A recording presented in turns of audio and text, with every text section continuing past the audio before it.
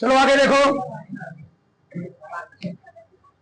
आज हम सब पढ़ेंगे केमिस्ट्री में नया चैप्टर। ठीक क्या है? तत्वों का आवर्ती वर्गीकरण, पीरियोडिक क्लासिफिकेशन ऑफ एलिमेंट्स।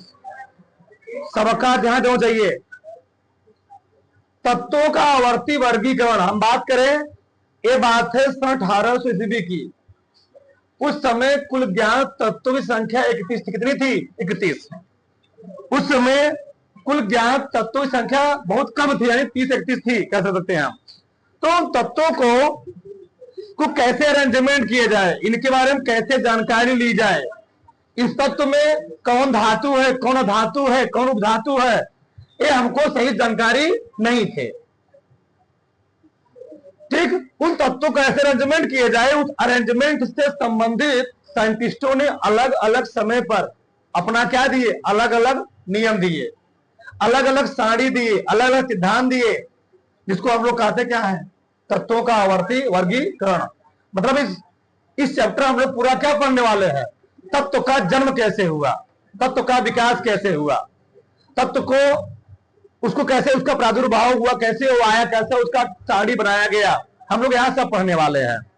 तो अगर बात की जाए, तत्वों को सर्वप्रथम क्लासिफाई करने जो प्रयास किया गया था, वह किया गया था प्राउस द्वारा, प्राउस के द्वारा। फिर उनका नाम बहुत नहीं आता है, आता है तुम्हारा नाम आता है वर्जीलियस। किसका नाम आता है? वर्जीलियस। वर्जीलियस, बस सुन आना। वर्जीलियस ने जो तत्वों को, ये बात है 1800 ईस्वी की। इस समय प्रकृति में कुल 30 तत्व थे। कितने थे? 30 तत्व। ठीक, हम 5 के आधार पर पढ़ेंगे, ये पहला, दूसरा, तीसरा, चौथा, पांचवा। बस सुनो, लिखने को तो बस सुनना। अभी वर्जीलियस ने तत्वों को वर्गीकृत करने का प्रयास किया, वह धातु और अधातु यानी मेटल और नॉन मेटल के आधार पर वर्गीकृत करने का प्रयास किया। अब धातु किसे कहते हैं? वर्जीलियस ने कहा जो तत्व ठोस है, जो तत्व लचकदार है, जो तत्व थोड़ा चमकीले हैं, उनको हम धातुओं की श्रेणी में कैटेगरी में रख देते हैं। ये कौन कह रहा है? वर्जीलियस। इनके समय जो तत्व संख्या थी 30 थी। तो वर्जीलियस ने कहा जो तत्व क्या है, थोड़ा चमकदार है, लचीले हैं और क्या है, थोड़ा बहुत ठोस है, उनको हम धातुओं की श्रेणी में रख दे रहे हैं। और जो तत्व चमकदार, लचीले, ठोस नहीं यानी द्रव अवस्था में पाए जा रहे हैं, उनको हम लोग किसमें रख देंगे? अधातुओं की श्रेणी में। इन्होंने 2 कैटेगरी बनाई, धातु और अधातु की, उपधातु नहीं बनाई। यानी जो तत्व चमकीले थे और ठोस थे, उनको धातुओं की श्रेणी में इन्होंने रख दिया। और जो तत्व चमकीले नहीं थे, ठोस नहीं थे, यानी द्रव अवस्था में पाए गए, उनको किस श्रेणी में रखा गया? किस श्रेणी में? अधातु की श्रेणी में रख दिया। लेकिन हुआ क्या, जब इन्होंने श्रेणी बनाई, श्रेणी जो बनाई, उस श्रेणी में बाद में देखा गया, अलग अलग साइंटिस्टों ने देखा, इन्होंने जो श्रेणी बनाई हुई है कि आप बना रहे हैं, जो तत्व ठोस है उसको किसमें होना चाहिए? ठोस के साथ होना चाहिए। और जो तत्व द्रव है उसको किसके साथ होना चाहिए? द्रव के साथ। लेकिन देखा गया मरकरी द्रव अवस्था में पाया जाता है, इसको होना चाहिए था अधातुओं की श्रेणी में। लेकिन इन्होंने क्या किया था? इन्होंने रख दी उसको किसमें? धातुओं की श्रेणी में। ऐसे कुछ तत्व जो थे उनमें जो क्या थे? अधातुओं गुण पाए गए, उसको कहां रखा गया था? धातुओं गुण में। और जिसमें धातुओं गुण थे तो कहां रखा गया था? अधातुओं के गुण में रखा गया था। जैसे हाइड्रोजन हो गया, एक तत्व तो धातुओं गुण प्रदर्शित करते थे, लेकिन उन्होंने कहा दिया इसको, इन्होंने इसको दिया था अधातुओं के श्रेणी में दिया था। इसलिए इनका नियम क्या कर गया? फेल कर गया। फिर कुछ समय बाद, बात है 1829 की, बात तो है 1817 की। 1817 में ढूंढना, 2 टाइम होता है, लड़कियां बहुत कंफ्यूजन होते हैं। 1817 में डोबे राइडर ने, 1817 ईस्वी में सर्वप्रथम डोबे राइडर ने तत्वों को वर्गीकृत करने का प्रयास किया था। एक चैप्टर ऐसा है, तुमको आगे तुम वन डे एग्जाम दोगे, भरमार सवाल आता है। उसमें क्या आते हैं? भरमार प्रश्न आते हैं, कम से कम 4-5 प्रश्न हर पेपर तुम्हारे वन डे एग्जाम में आता है। इसे चैप्टर बहुत खतरनाक है, ध्यान रखना। बहुत खतरनाक चैप्टर है। तो पूछा गया है तत्वों को सर्वप्रथम वर्गीकृत करने का प्रयास किसने किया था? डोबेर-रायरन ने। तो डोबेर-रायरन ने 1817 में प्रयास तो किया, लेकिन वह लोगों के सामने रिप्रेजेंटेट नहीं हो पाया। से मान लो घर में झगड़ा हो, बाहर कोई जान पाए, नहीं मालूम चला, वही मारपीट हो जाए, पकड़ लिया, अब तरवल बाहर वाले जान गए, तो इससे क्या होगा? अब गांव वाले भी जान गए। ठीक, तो ये जब अपना नियम दिए थे, इस टाइम बहुत लोग जाना नहीं पाए। लेकिन हुआ क्या, जब 1829 में इनका नियम सबके सामने आया तो लोग क्या हो गए? अच्छे से जान गए। नियम क्या दिए थे? डोबेर-रायरन का त्रिक नियम, यानी ये बनाए ट्रायड, क्या बनाए? ट्रायड बनाए। इसका नियम क्या था? यानी यदि तीन तत्वों को उनके परमाणु सब लिखवाए, एक चीज लिखवाऊंगा पूरा सन के साथ, पूरा डायग्राम के साथ, पूरा टेबल बना के लिखवाया जाएगा, पूरा चीज पूरा एकदम विस्तार से पढ़ाऊंगा, खत्म। तो इन्होंने क्या किया? तीन तत्वों को उनके परमाणु भार के क्या किया? बढ़ते हुए क्रम में व्यवस्थित किया। जब इन्होंने तीन तत्वों को उनके परमाणु भार के बढ़ते हुए क्रम में व्यवस्थित किया तो देखा बीच वाले तत्व का जो क्या था? परमाणु भार था।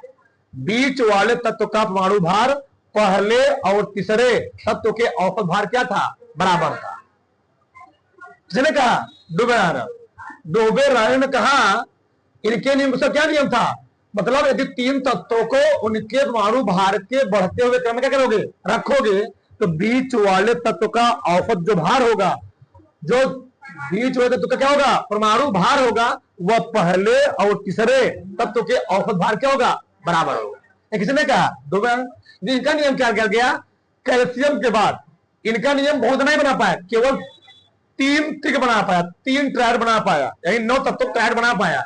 फिर इनका नियम क्या कर गया? फेल कर गया। और ध्यान रखना, जब डोबेर-रायरन ने अपना नियम दिया था, जब लोगों के सामने इनका नियम आया, तो उस समय कुल ज्ञात तत्व संख्या कितनी थी? 30 थी। कितना थी? 30।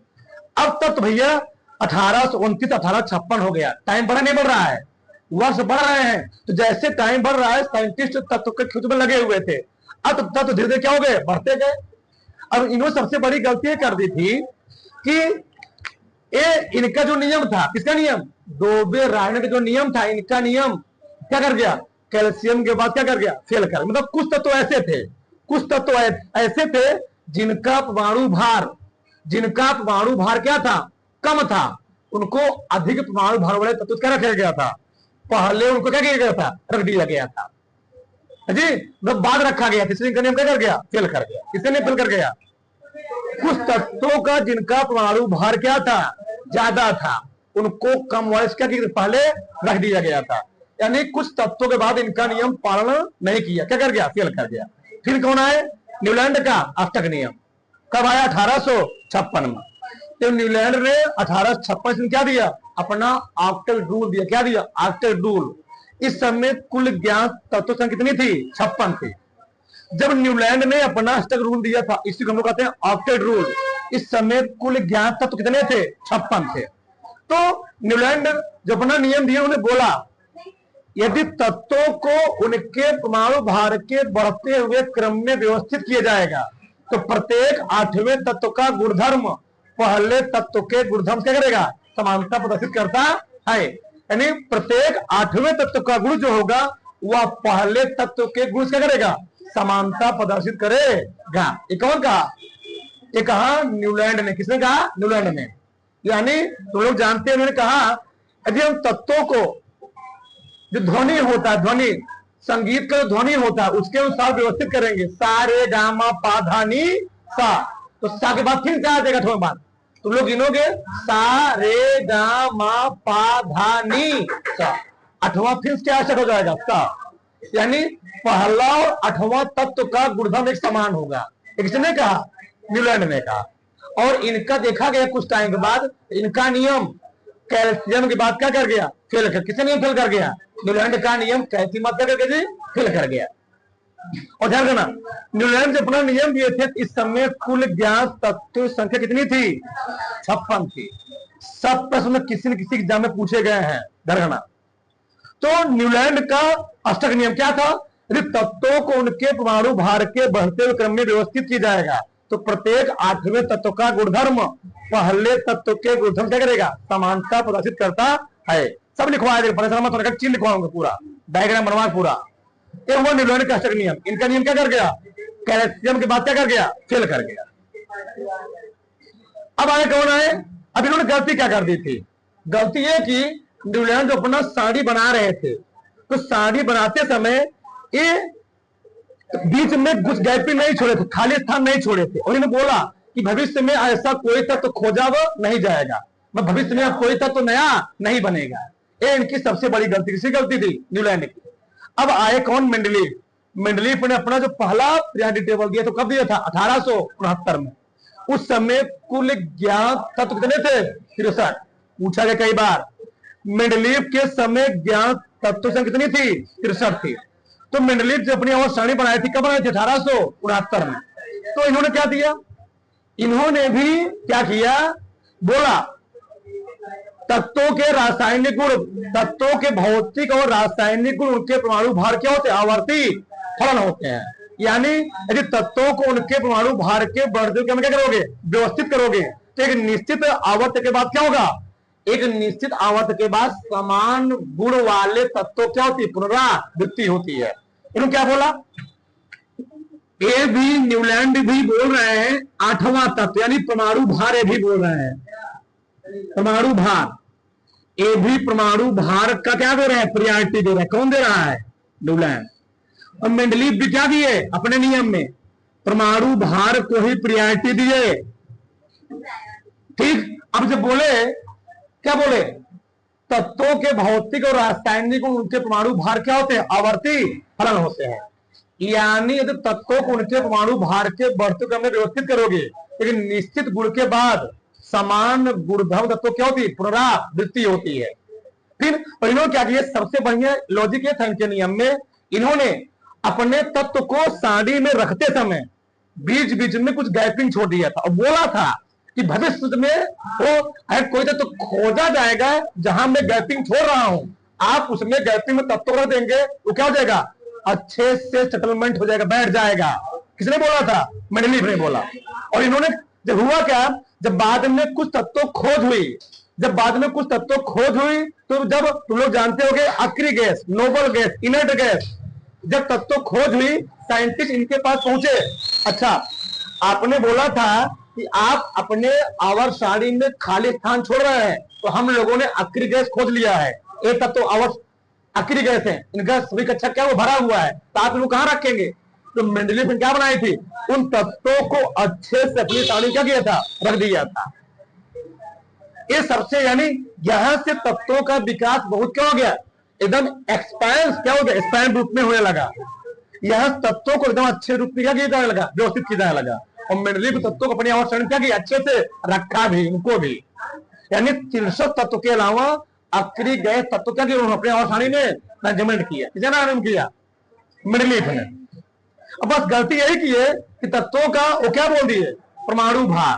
फिर आगे आते हैं, एक साइंटिस्ट थे, बात है 1913 की, बस इनके नियम में थोड़ा संशोधन करके, थोड़ा संशोधन करके, बस जहां भार था वहां क्या जोड़ दिया, परमाणु क्रमांक जोड़ दिया। और परमाणु क्रमांक जोड़ करके एक नियम दिया गया, जिसको हम लोग कहते क्या है, आधुनिक आवर्त सारणी। और नियम दिया कौन था, ये नियम दिए थे मोजले। कौन दिया था, हाँ, लिखते हैं पढ़ते हैं मोजले, लिखते हैं मोजले, ध्यान रखना, मोजले ना, हाँ ध्यान रखो जरा।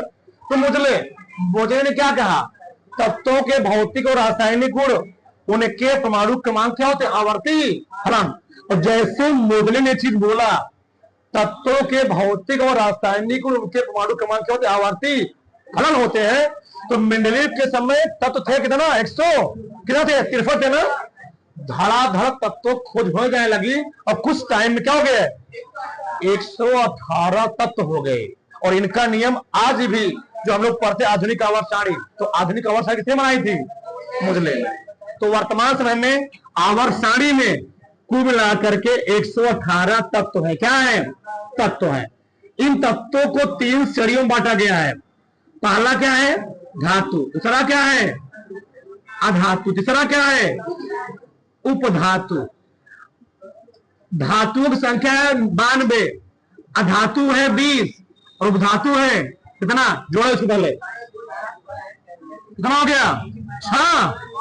6 हो जाए। एक घटते बढ़ते रहते कभी कभार, कभी ये होता है 22 ना, कभी 90 लिख देते हैं हम लोग, कहेंगे तुमको 90 मिल जाएगा, इसमें डाउट मत पड़ना। कहीं तुमको लिखा क्या लिखा रहेगा? ए लिखा रहेगा 90, यहाँ क्या लिखा रहेगा? 8, इसमें डाउट मत पड़ना। अब जोड़ो कितना आएगा? 18। यानी आधुनिक आवर्त सारणी में कितने तत्व है? उसमें कितने धातु है? कितने धातु है? और कितने धातु है? 8। अच्छा एक मिनट, कैसे हम जानेंगे धातु अधातु है?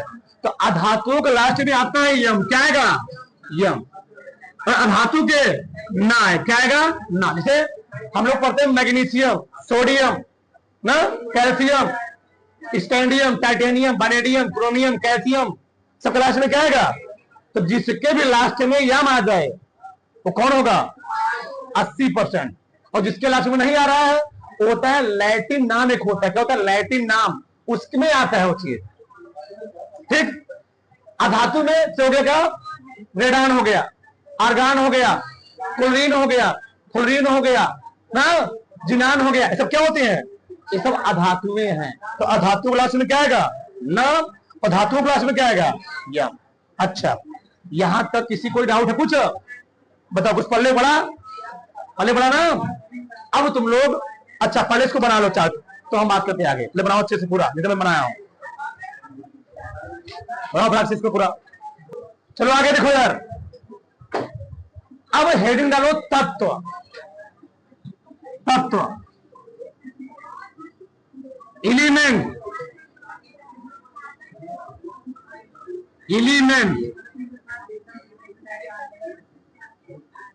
परिभाषा लिखो। ऐसे शुद्ध पदार्थ जो, ऐसे शुद्ध पदार्थ जो, बार बार नाम मैंने से लिख लियो। ऐसे शुद्ध पदार्थ जो सूक्ष्मतम या सरलतम परमाणुओं से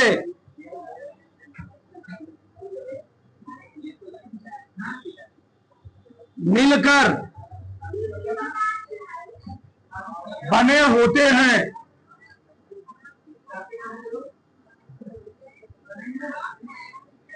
बने होते हैं तत्व, तत्व कहलाते हैं। हमने क्या लिखा? ऐसे शुद्ध पदार्थ जो सूक्ष्मतम या सरलतम परमाणुओं से मिलकर बने होते हैं, क्या कहते हैं जी? तत्व। अच्छा एक मिनट, तत्व को भैया हम 3 कैटेगरी में डिवाइड करते हैं। एलिमेंट को कौन कौन? पहला है धातु, मेटल। दूसरा है अधातु,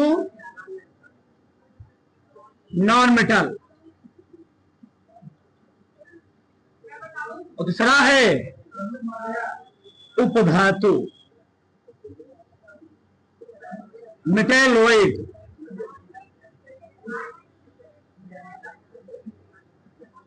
उपधातु। ठीक, लिख देना। चल लिख लो, पहले आराम से लिखो, ये तो पहले लिख लो, फिर आगे हम बात करते हैं। अब नीचे लाइन छोड़ लिखो उसे के।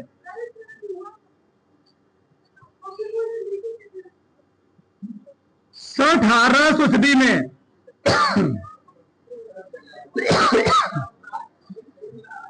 सन 1800 ईस्वी में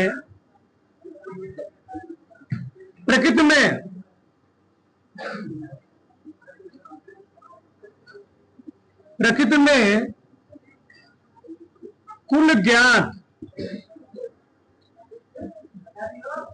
ज्ञात तत्वों की संख्या 30 थी।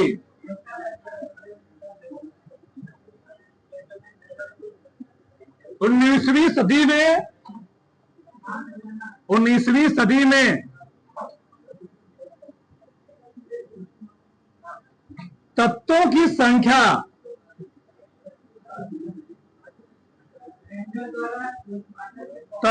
संख्या धीरे धीरे बढ़कर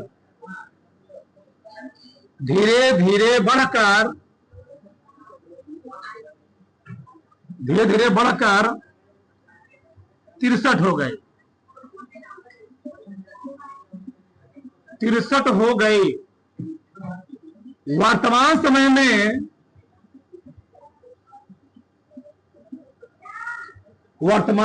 में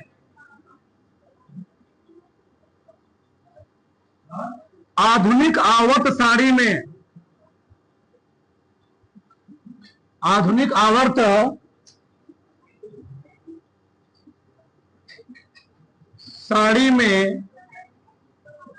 कुल ज्ञात तत्वों की संख्या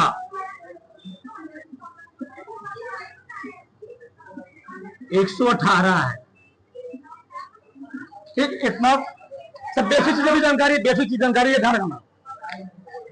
18 ईस्वी में प्रकृति में कुल ज्ञात तत्व कितने थे जी? 30 थी, लिखा हो ना। फिर कितना हुआ? 56। फिर कितना हुआ? फिर कितना हो गया आप? हाँ, यानी वर्तमान समय में आधुनिक आवर्त सारणी में कुल ज्ञात तत्व संख्या कितनी हो चुकी है? 118। अब लिखो नीचे आवर्त सारणी का विस्तार। आवर्त सारणी का विस्तार हेडिंग है।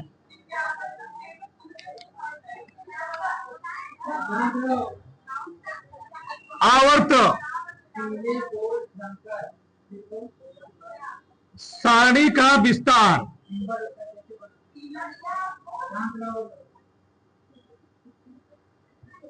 ठीक, आवर्त सारणी विस्तार हेडिंग है। उसमें लिखो तत्वों को वर्गीकृत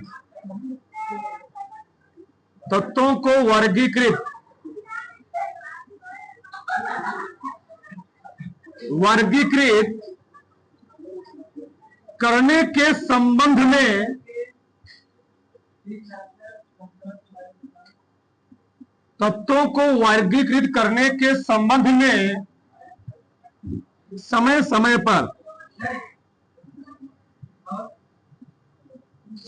समय पर वैज्ञानिकों द्वारा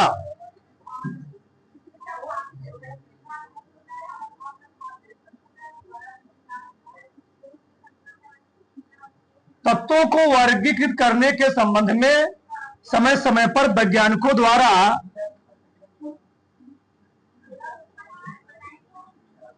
सिद्धांत व नियम दिए गए,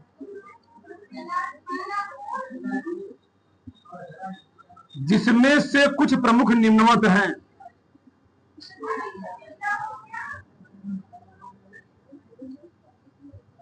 जिसमें से कुछ प्रमुख निम्नवत हैं।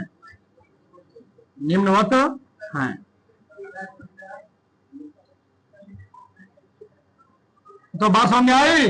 निम्नवत। चल के मैंने तत्वों को वर्गीकृत करने के संबंध में समय समय पर वैज्ञानिकों द्वारा सिद्धांत व नियम दिए गए, जिसमें से कुछ प्रमुख निम्नवत हैं। अब पहला हिंट डाल दो, कौन नियम? और वो कहां तक करेंगे? वर्जीलियस का नियम। देखो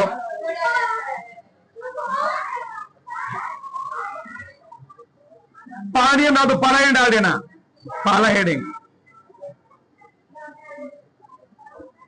वर्जीलियस। एक भी चीज छोड़ेंगे नहीं, ध्यान रखना। तुम भी याद करोगे, साढ़े तुमको कोई पढ़ाया था। वर्जीलियस का सिद्धांत लिखना, सिद्धांत नियम नहीं, सिद्धांत।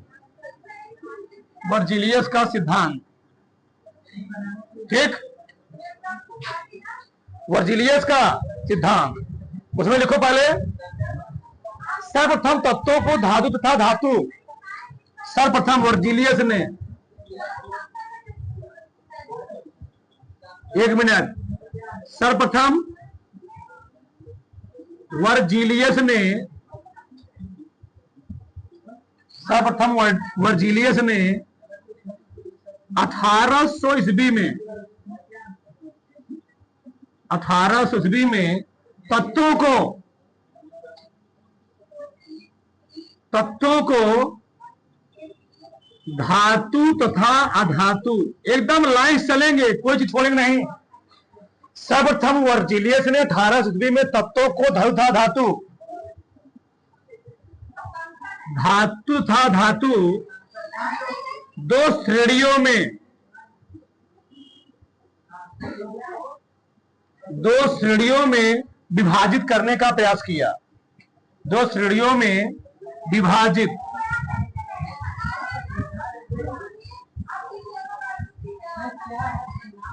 करने का प्रयास किया,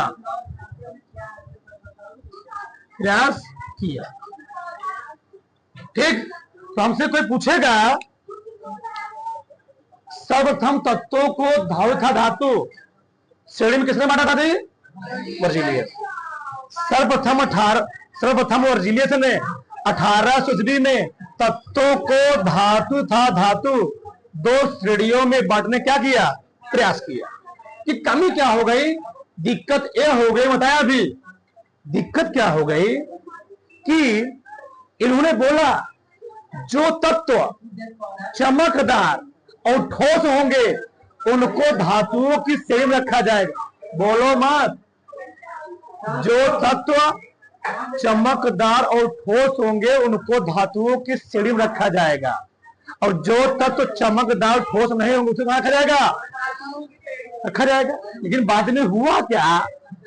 मरकरिया ठोस नहीं था, मरकरी क्या था? ठोस नहीं था, लेकिन इसको कहां रखा गया था? धातुओं की श्रेणी में। पहली गलती। दूसरा, ग्रेफाइट, जानते हो ना, ग्रेफाइट अधातु है लेकिन विद्युत का सुचालक होता है। अधातुओं में धारा नहीं बहती है, लेकिन ग्रेफाइट जो पेंसिल में होता है, ग्रेफाइट होता है ना, क्या होता है? वो अधातु होता है, वो विद्युत का सुचालक होता है। तो इसको रखना चाहिए था, कहां रखना चाहिए था? धातुओं की श्रेणी में। ये रखा कहां गया था? अधातुओं की श्रेणी में। ये भी क्या गलती थी? तो द्वितीय दिन गलती यह थी, श्रेणी का नियम क्या कर गया? फेल कर गया। एक लाइन छोड़ लिखो, जगह है। जो तत्व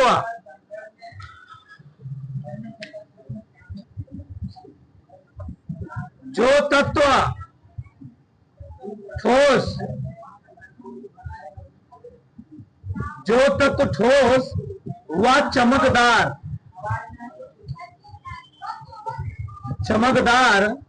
थे उसे धातुओं की श्रेणी में, उसे धातुओं की श्रेणी में तथा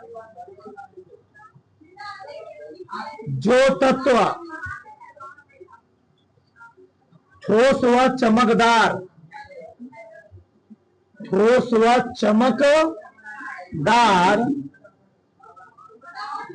नहीं थे उन्हें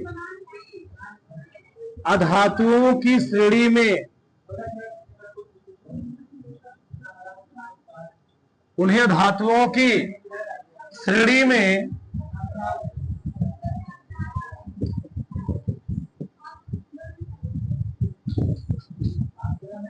रखा गया। किसके अनुसार? वर्जिलियस के अनुसार। यानी जो तत्व क्या थे?